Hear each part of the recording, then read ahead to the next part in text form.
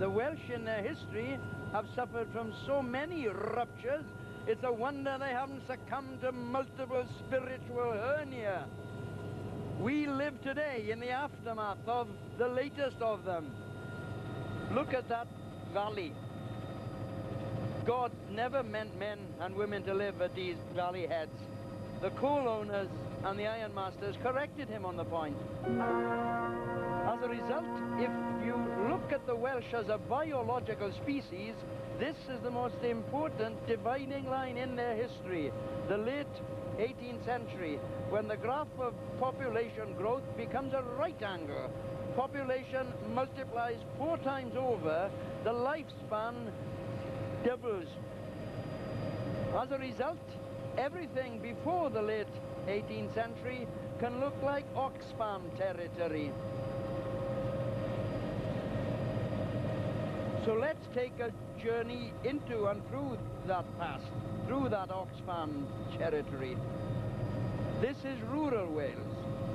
For hundreds of years, all of Wales looked like this, when the population was much smaller, 500,000 at best, often much fewer than that.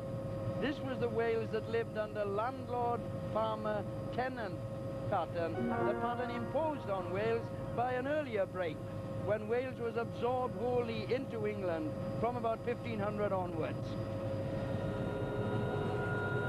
But through this land there runs a shadow line, a frontier. That too is the product of an earlier rupture from the 12th century. That was the result of the Normans. The Normans hit a Wales of small kingdoms.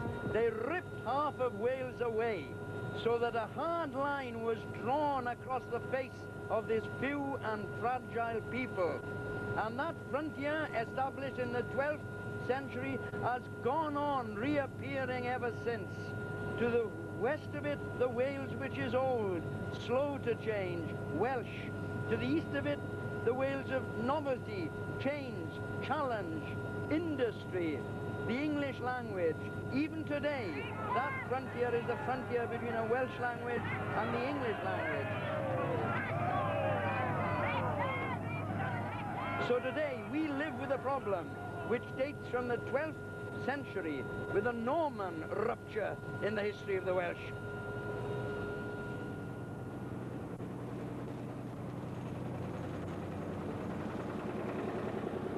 Let us come down to earth, or rather to still waters, after that fiery sermon in the sky. I'm in a weed cutter. It's a curious craft on the old Tennant Canal, just outside Neath, in the South Wales coalfield. And as we drifted gently along, I listened fascinated to Professor Williams, flying high over Welsh history. And there he was, like an Old Testament prophet, a helicoptered Isaiah, picturing Welsh history as a whole series of crises and calling down the divine wrath, if such is permitted to a Marxist, upon all those who caused those crises. The landlords, the coal owners, the Normans, the Romans, oh yes, and worst of all, the English. Yes, I know Welsh history has a series of shocks, but then so is the history of lots of other countries. The Norman conquest was swifter, more complete in England. Scotland, Ireland have all lost their independence. Was the Welsh experience unique? You know, perhaps there are some weeds to be cleared away from Welsh history as well.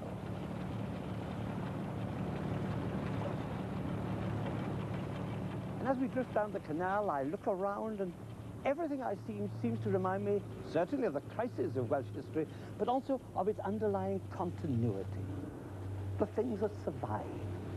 Oh, there are plenty of modern buildings around. There's a motorway near at hand. But in among them, there are these delicious survivals of the past. And here, alongside the canal, we are passing the ruins of the old medieval abbey of Neath. In the 19th century, they had iron furnaces working in it, and they've now become ruins. And yet they all meld together. The secret of Welsh history is survival.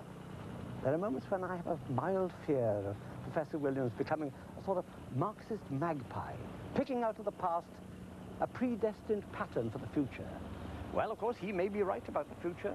Wales may yet become a communist state born out of the harsh realities of the class struggle. But as I float now in the sunlight on the quiet waters of the canal, I murmur to myself, not yet, O Lord, not yet.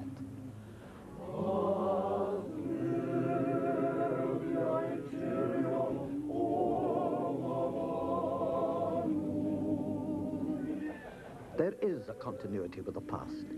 We are still, thank God, a musical nation, as Giraldus Cambrensis noted in the 12th century.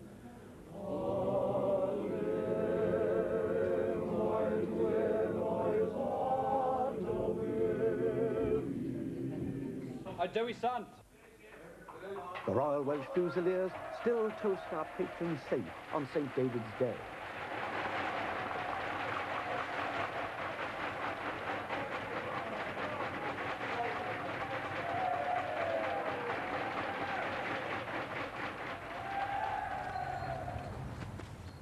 Diolch fy merch. The Gorsedd still meets at the National Eisteddfod. Ar gartrefi Abertawe ar Myths, illusions. Well, a little country like Wales needs them both to survive. Myths, yes, but we must distinguish myth from fact. First, we have to establish when Wales comes into existence. That Wales which the Normans overthrew, that Wales a small kingdom, where did that come from? That came from the earliest break, the earliest rupture of all. Look down there. That's a road which the Romans built. That's a Roman road. One of the many Roman roads of Wales, the San Helen, as they called, running to one of the many Roman forts of Wales.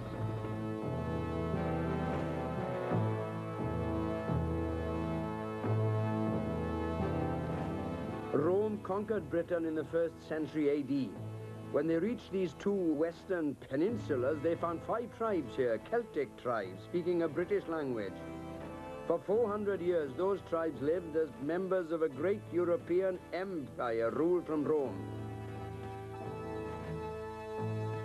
As Rome collapsed after 400, the Britons broke away, established an independent British state, and fought for 400 years against the incoming Saxons.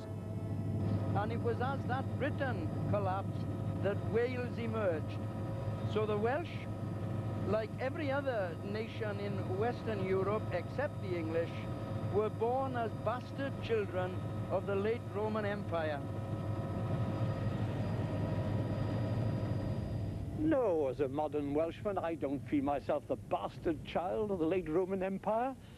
I think to make any sense of the modern history of Wales, we've got to go far further back than Rome, hundreds of years before, to the world of the Celts. The Celts who once held the whole of northwestern Europe in their power. And right behind me here, on the wide downs behind Wantage, the heart of modern England, as you might say, here the Celts were, in the great earthworks they left behind, called Uffington Castle today, and just over the brow of the hill, the wonderful white horse, a Celtic religious symbol carved out of the white chalk. Yes, the Celts were here long before the English, before the Romans, and unless we go back to that Celtic world, I don't think modern Welsh history makes any sense at all.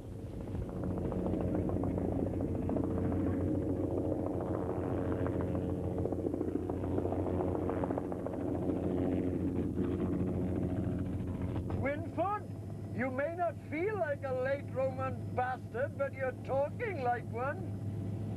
He and I belong to the only people left in this island who were once members of the Commonwealth of Rome. Why scorn that? Scorn? I never used such a word. I don't think it's the business of a historian to throw verbal acid over the men of the past. Yes, of course, those tribes who inhabited what we now call Wales, they were mightily impressed by the Roman achievement. But did that mean that they threw away all their own culture? I don't think so for a moment. Who are these Celts then, Wynford? Celts, as I understand it, were tall and fair. Well, there are tall, fair Welsh people, but they're hardly characteristic of our gallant little nation, are they? Hold everything, Gwyn. Let's come down to earth for a moment. Nobody's now maintaining that the Celts are a homogeneous people, but surely there was a language group, a common culture, a common lifestyle, which, for the sake of convenience, we can call Celtic. I'll take that up with you when I get down there and get you off your high Celtic horse.